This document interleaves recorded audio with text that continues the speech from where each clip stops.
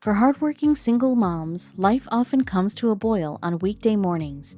While they're trying to juggle a million things at once, they have to get themselves ready for work, find one of the kids' missing socks, feed the dog, and pack school lunches. Their plates are full.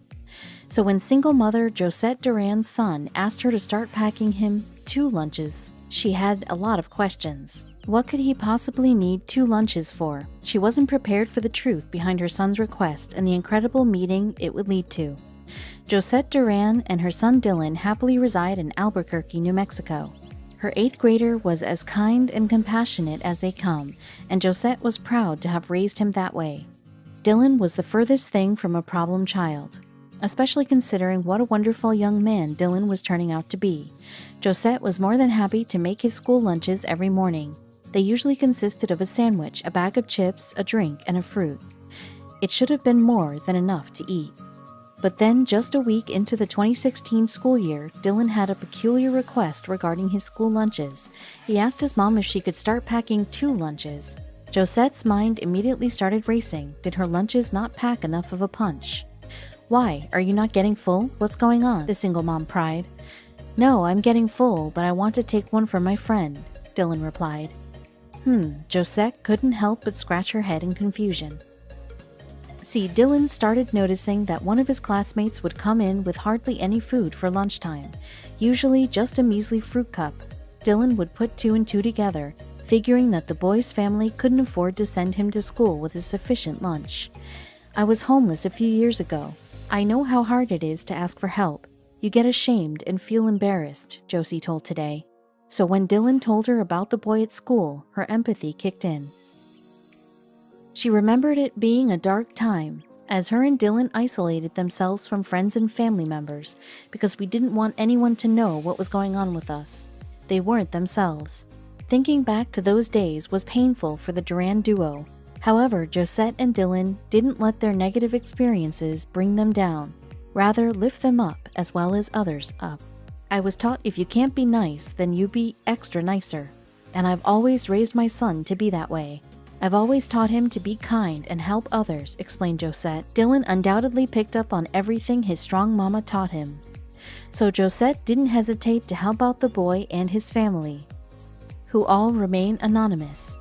The least she could do was pack Dylan an extra sandwich and some extra snacks, as well as some uplifting sticky notes to brighten the boy's days. Josette, who coaches girls volleyball at Dylan's school, figured the school didn't know anything about the boy's rocky financial situation. That is, until he finally applied for the reduced meal program, which Dylan nudged him to do. That school would never let any child go hungry. They take care of everybody. But this little boy was probably too embarrassed. He didn't want to speak up, Josette said, sticking up for the school she so clearly believes in. After several weeks of packing 2 lunches, Josette had the pleasure of meeting the boy's mom in person. Josette admitted she was initially nervous to meet her. In this day and age, when you try to help somebody, some people get offended by it. People aren't used to kindness, she said. "So I was kind of scared. I didn't want her, the mom, to think that I was stepping on her toes or crossing boundaries. But she was very, very thankful and told me so. She told me how much she appreciated what we did," Josette continued. The boy's mother kindly offered to pay back Josette for the cost of the extra lunches she'd made, but Josette refused. "To us, we were just doing something normal," Josette explained. Though this act of kindness was just in Josette's good nature, people weren't too sure her motives were genuine. After she posted photos of herself packing the double lunches on Facebook, people saw it as Josette looking for some sort of brownie points. Josette clarified for some suspicious Facebook moms, saying that she only posted the photos to highlight how proud she was of her son for speaking up and thinking of others. She continued to point out that these Facebook users knew nothing about her son specifically, who's experienced horrific bullying. "We've been through some hardships together, so we know what that feels like, and we don't want no one else to feel that way. So we try to be proactive and help when we need to help. We don't think twice about it," Josette relayed. And even when Josette's girls' volleyball team sweetly raised $400 to reimburse her for the extra lunches she prepared out of the kindness of her heart, she felt wrong pocketing the money. Instead, Josette put the money toward the school's cafeteria, specifically to pay off the dues on students' lunch accounts. Being kind doesn't have to come in monetary form. Just know that if you're having a good day, someone else is having a bad day, and you should fix that, Josette told Inside Edition. The Durans solely wished for the world to use their kind actions as an example, and one kindergarten student did just that. Little Vista, California resident and kindergarten student Caitlin Hardy is a curious one. She pays close attention to her surroundings, and one day she heard something disheartening that really struck a chord with her. The Breeze Hill Elementary School student overheard a mother frantically venting about having a hard time paying for her child's after-school program. While other children may have forgotten about said adult conversation, it piqued Caitlin's interest. She started asking me a lot of questions, and I just tried to explain to her that sometimes people aren't as fortunate and that we need to try to be kind and give when we can, Caitlin's mother, Karina Hardy, said. The youngster couldn't let it go. I just tried to explain to her that sometimes people aren't as fortunate as we are and that we need to try to be kind and give when we can, Karina continued. This had the tiny humanitarian thinking, as she wanted to help any way she could. In December of 2019, Caitlin decided to set up the most adorable hot cocoa stand you'll ever see in your life, all in the hopes of raising some money for less fortunate families in her community. Specifically, Caitlin hoped that other students could have a snack and lunch. If they don't, their tummies grumble. Even though Caitlin couldn't fully grasp the seriousness of the situation, she knew her peers deserved to have happy tummies. Aside from hot chocolate, the stand also sold cider and cookies. There's no way you'd be able to walk past the cuteness as well as the treats without spending $1 or $2. It turns out that plenty of people couldn't resist supporting Caitlin's stand. According to Jamie Phillips, Director of Child Nutrition Services for Vista Unified School District, Caitlin's stand raised approximately $80, which was enough to pay off lunch debts for a whopping 123 Breeze Hill students. Everybody is just so proud and happy, and other students are already talking about ways they can also make a difference. It goes to show that even one small, kind act from a 5-year-old can mean the difference for someone in her life, relayed Principal Lori Higley. But Caitlin wasn't done just yet. The kindergarten sweetheart wished to continue her philanthropic journey to help families in need, this time moving on to raise money for the thousands of negative accounts at schools in the Vista Unified School District. She called her new ambitious mission Kiki's Kindness Project, to raise enough money to pay off all negative accounts in the district. Caitlin, the other students, and staff members who volunteered to help needed to make a little over $7,700. It was admittedly a steep goal. We are fortunate to live in California, but in other states, some children are shamed and or given a different lunch. Karina modestly told People. Caitlin and her mom kept on laboring over that hot cocoa stand, just trusting their efforts. At a particular fundraiser, which took place at a trampoline park, Caitlin raised $636 for Breeze Hill programs that were in danger of being ripped from the lives of the elementary youngsters due to budget cuts. These after-school programs meant a lot to kiddos, not to mention their parents. Ever since the birth of Kiki's Kindness Project, Caitlin and her mom have been expanding on its direction while keeping charity at the project's core. Soon enough, they hosted an event called Cases for Love. Cases for Love urged people to donate unwanted suitcases and bags for San Diego's foster kids, who are often forced to move from home to home. Though living out of a suitcase is no fun, Caitlin and Karina wanted to ensure that they at least owned one. The charity drive was uber successful as the duo collected 44 backpacks, 10 suitcases, 3 large duffel bags, 10 large rolling backpacks, and several other small bags. Coincidentally, the day of the event happened to be Random Act of Kindness Day. According to Kiki's Kindness Project Facebook page, Caitlin assisted with delivering the boatload of bags to Palomar Family YMCA and YMCA Youth and Family Services. These organizations were grateful for the hefty number of donations, especially coming from the hands of a kind, mature 5-year-old. Caitlin's parents were inspired by their little girl's generous personality. My husband and I were so proud of her. She has sparked a little fire even into me to try and help, Karina told 103.7 K-Sun. She's just so selfless. Unbelievably, the Kiki Kindness Project page slowly gained traction, earning a total of $17,308 from 74 different donors as of February of 2020. Little Caitlin proved to be a humanitarian trailblazer, and we can hardly wait to see what else she'll achieve as she grows up. With everything that's going on in the world, we just need a little bit more kindness out there, said Karina.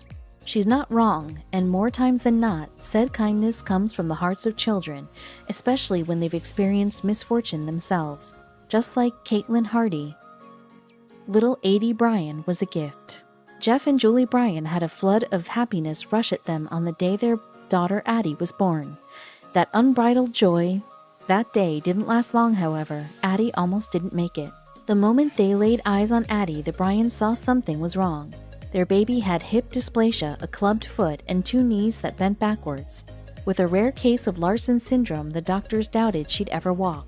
Just days old, Addie underwent her first surgery. Dozens and dozens more followed over the next few years, with the Bryans estimating that their daughter went through 70 casts throughout her early childhood.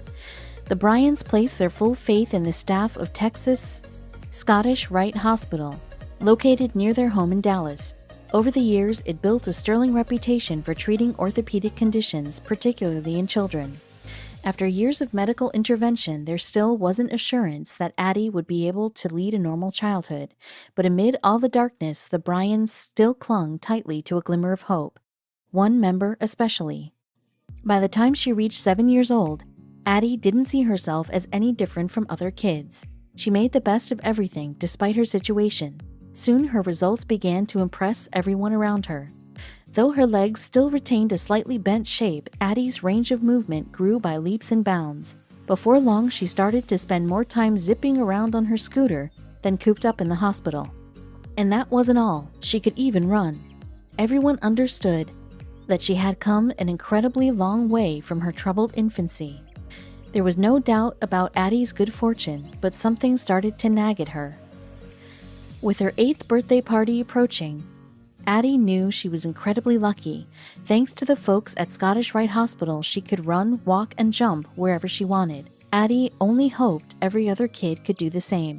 One morning, Julie Bryan found her daughter tallying up her meager life savings.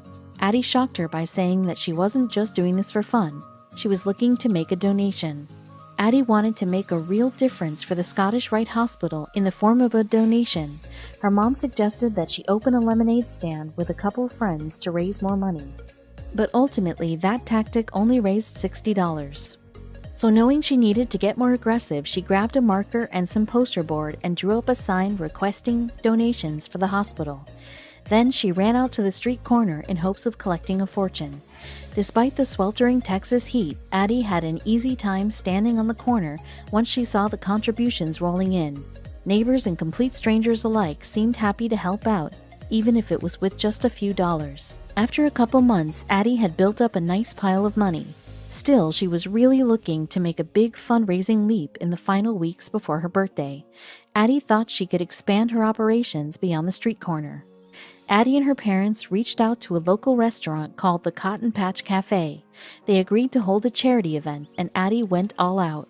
Channeling her inner Pat Sajak, she set up a wheel of prizes to pack the house. By the time her 8th birthday rolled around, Addie raised a whopping $19,500 for the hospital. For an institution that relied so much on charitable donations, this was huge. Not even Addie's parents could believe she single-handedly raised such a sum. Her efforts gained a lot of attention. A number of outlets shared her story, from her local news station to People magazine. A live TV interview was a good birthday present to be sure, but Addie was about to get a better one. Stephanie Brigger, the hospital's vice president of development, called the Bryans to share some big news. An anonymous donor felt so touched by Addie's story that he decided to share a contribution of his own. The Good Samaritan sent Scottish Rite an additional $50,000 in Addie's name. That meant this 8-year-old's donation totaled just under $70,000. Most people couldn't believe it, but this is exactly what Addie wanted. She said she was glad to give so many other kids a shot at a happy life, as her gift could provide countless casts and prosthetics. Addie Bryan didn't need anything else for her birthday. She proved that the best gift is giving back. We tend to underestimate just how big a difference young people can make. But especially in the age of social media, they can truly change lives. When 18-year-old Tyrell Wolf received an unusual friend request on Facebook one afternoon, he wasn't sure what to make of it. The request was from a young Filipino woman named Joanna Marchan, and Tyrell was certain that they'd never met, let alone even been in the same country. Believing it to be just another scam, Tyrell declined the invitation. Several years passed, and the strange friend request became a distant memory. He wasn't much for Facebook anymore, but while casually checking his profile one day, he noticed a new request in his inbox. The sender, Joanna Marchan. Tyrell's interest was piqued, but his parents, wary of the type of people you find online, were understandably worried about this interest in their son. Still, Tyrell couldn't resist getting to the bottom of this mystery. He opened the request and clicked confirm. Tyrell messaged the young woman, whose response only made things even more unclear. "You know about the Samaritan's Purse?" Tyrell was dumbfounded. What could this possibly mean? Was it some sort of code? Then, all at once, it hit him. Samaritan's Purse was a nonprofit through which a 7-year-old Tyrell had donated a box full of gifts as part of a charity program called Operation Christmas Child. But why, 11 years later, was this stranger from the Philippines contacting him about Christmas presents? And most importantly, how did she know about his donation? Then Joanna came clean. It was she that had received Tyrell's shoebox all those years ago. Tyrell was blown away by the news, but even so, he was still skeptical of the young woman's motivations. After all, how was he to know if Joanna was really who she said she was? He needed proof. Tyrell questioned Joanna about the contents of his box, but she was unable to recall anything specific about the shoebox. He was ready to write her off, but at the last minute, Joanna brought up one key item that proved she was telling the truth. In the original shoebox, Tyrell had included a picture of himself at the time of the donation. Joanna recalled the photo in perfect detail, describing his cute cowboy outfit and the wooden background of the image. Without a doubt, Joanna was exactly who she said she was, and the story of she and Tyrell was only just beginning. Though most would go their separate ways after a one-off encounter like this, Tyrell and Joanna stayed in touch, and soon discovered they shared many of the same interests. Eventually, the pair was talking every day, and their Facebook chats soon blossomed into a fully fledged friendship. Over the next year and a half, Tyrell began saving up in the hopes of visiting Joanna after he graduated high school. As soon as he'd met his goal, he messaged Joanna and immediately booked the next flight to the Philippines. Long plane rides are rough on everyone, but being that Tyrell had never left the country alone before, the 14-hour trip from Idaho to the Philippines was especially tough. But no matter how difficult the journey, it was all worth it for Tyrell when he arrived to find Joanna and her family waiting at the airport to welcome him. What was meant to be a short visit for Tyrell became a month-long stay as he and Joanna discovered that their connection was deeper and more real than they could have ever imagined. It was clear that the Facebook friends were becoming something much more. Unfortunately, Tyrell had to say goodbye to Joanna, but he knew in his heart that he couldn't stay away for long. Putting in extra hours of part-time work between his college classes, Tyrell scrounged up enough money to make another trip back to the Philippines. His second trip to see Joanna was even better than the first, and it wasn't long before the two had fallen in love. After learning a good amount of Tagalog, the native language of the Philippines, Tyrell approached Joanna's father to ask for one very important thing: his daughter's hand in marriage. Joanna's father agreed in a heartbeat, but her mother, fearing the couple was moving fast, was hesitant to give her blessing. Tyrell was heartbroken, but the young man was unwilling to leave the Philippines without the woman he loved by his side. In the last-ditch effort, Tyrell convinced his father to fly in from Idaho to meet Joanna and hopefully ease the tensions between him and her family. After several weeks of discussions, Tyrell and his father finally persuaded Joanna's mother to agree to the proposal. In October of 2014, just 5 months after their engagement, the couple wed in a simple ceremony at Tyrell's parents' ranch. In lieu of wedding gifts, the newlyweds made an unusual request that brought their unconventional love story full circle. Tyrell and Joanna asked that each guest bring a shoebox of gifts to be donated to none other than Samaritan's Purse. They also asked their guests to include a note about Tyrell and Joanna's story in each box, to show how one small act of kindness can completely change someone's life. After their wedding, Joanna agreed to leave her home in the Philippines behind in favor of small-town life with Tyrell in Idaho. The quiet country home was soon filled with the pitter-patter of tiny feet, as not long after Joanna gave birth to their first child, a baby boy named Harlan Jun Wolf. Even with lives made busy by work and parenting, Tyrell and Joanna still make it a tradition to deliver shoeboxes every year. It might not seem like much, but as the unlikely couple can attest to, you never know what kind of good can come from a shoebox.